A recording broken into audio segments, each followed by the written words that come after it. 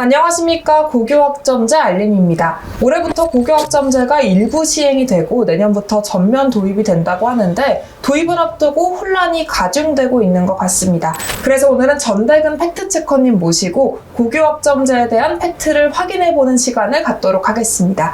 오늘 다뤄볼 주제는 사회적 불평등입니다. 먼저 교육부에서 발표한 종합추진계획 보시겠습니다. 추진 배경에 따르면 고교학점제는 사회적 불평등을 해소하기 위해 도입된 제도라고 하는데 어떻게 생각하시나요?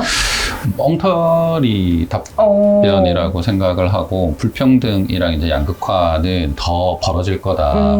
이전과 비교해 보면 역대급으로 이제 더 벌어질 수밖에 없는 제도라고 생각하고 있어요.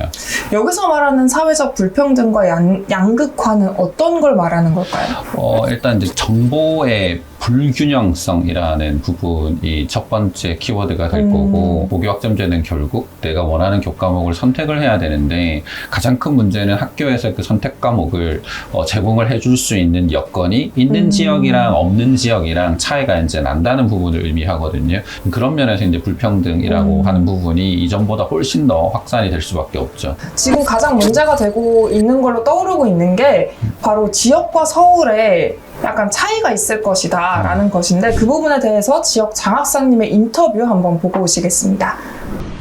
지방은 학급수가 적은 경우도 많고 교과 과목 수도 적다 보니까 학생들이 선택 과목을 선택함에 있어서 아무래도 대도시 학생들보다는 불리한 면이 많지 않나 생각합니다. 지금 인터뷰를 보니까 지방 같은 경우에는 서울에 비해 학생 수도 적고 학급도 적고 교사도 적기 때문에 이런 선택 과목의 다양성이 많이 줄어들 것이다 라는 인터뷰였는데 어떻게 생각하시나요?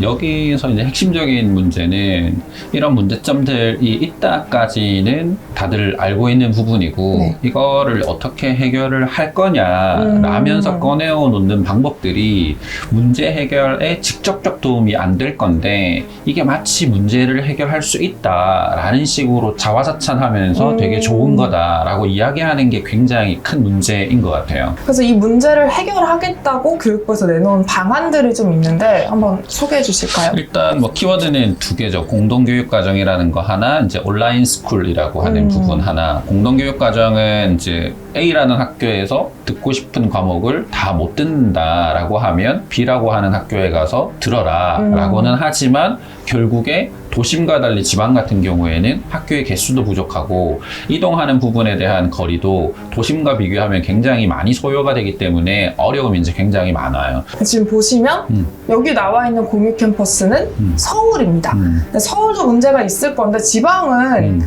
이거보다 더 큰 문제가 그쵸. 있을 것으로 예상이 되는데요. 네, 일단 이제 크게 두 가지로 나뉘어 볼 수가 있는데, 서울에서 이제 문제점은 뭐냐면 외형만 그럴싸하게 갖춰 놓은 형태라는 거예요. 그러면 뭐 어떤 구는 잘 갖춰두고 어떤 구는 안 잘 갖춰두고 뭐 그런 부분들인데, 현장에 계시는 이제 선생님들이 이제 불편한 이야기들을 되게 많이 하시죠. 내가 국어만 가르치면 됐었었는데 이제 4개, 5개 과목을 가르쳐야 되는데 너무 급작스럽게 나보고 다 하라고 하니까 언제 이거를 다 하냐라고 하는 부분의 불만들이 굉장히 많이 올라오고 있다라고 하는 게 도심 지역의 공동교육 과정의 문제인 부분이고, 지방 같은 경우에는 이런 공동교육 과정도 없고, 더 큰 문제는 이런 게 굉장히 심각할 거다라고 하는 인식이나 생각을 아예 하지 않는 불평등이라고 하는 부분은 더 확산될 거다라고 바라보고 있어요.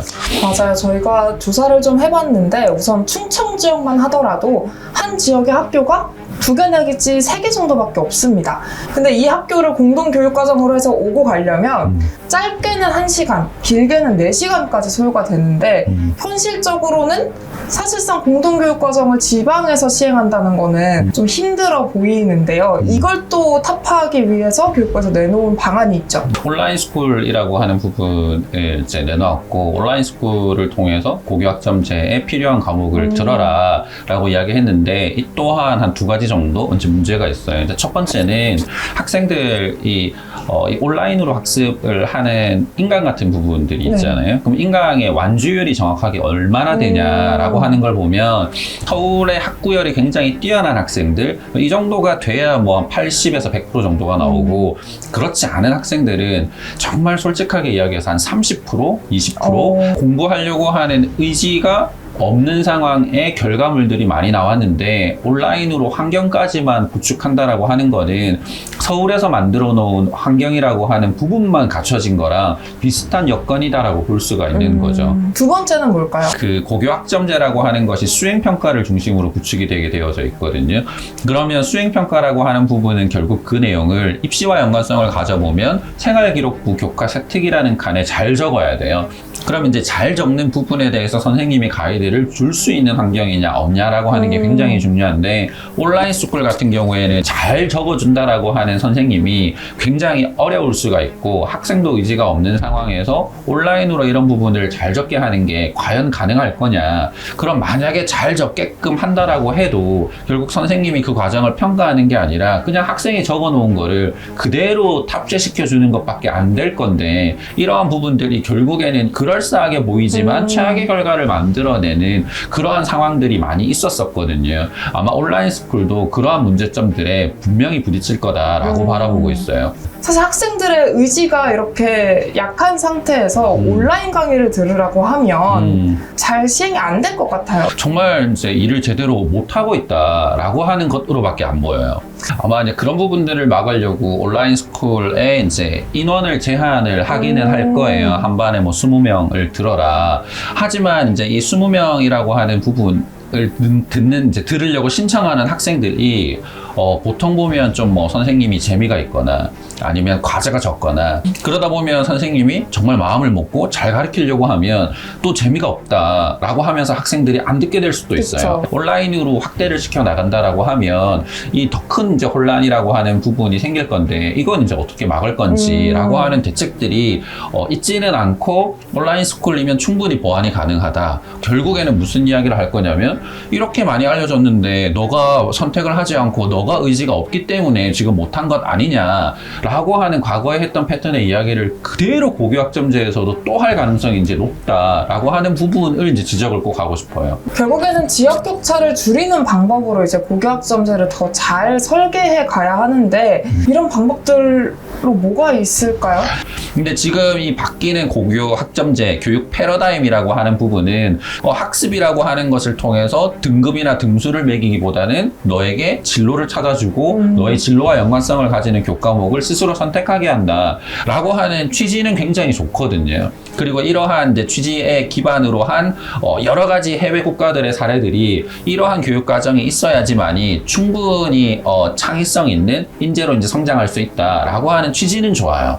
근데 이거를 어떻게 한국식으로 안착을 시킬 거냐라고 하는 부분이 굉장히 큰 이슈이고 문제이기 때문에 지금 1년 정도 남았거든요. 문제가 예상되는 부분을 더 짜내서 미리 수면 위에 올린 다음에 방법과 대책 그리고 이로 인해 피해보는 학생들이 있을 거예요. 그 피해보는 학생들을 어떻게 이제 구제를 할 건지라고 하는 부분에 대해서 많은 토의와 토론 이런 것들이 더 현실적으로 이루어져야 되는데 좀 많이 안타까운 부분이 있죠.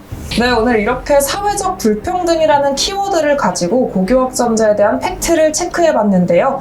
이 고교학점제 관련해서 정확한 사실을 알고 싶은 것이 있다면 댓글로 남겨주시고요. 저희는 다음 팩트체크 시간에 찾아뵙겠습니다.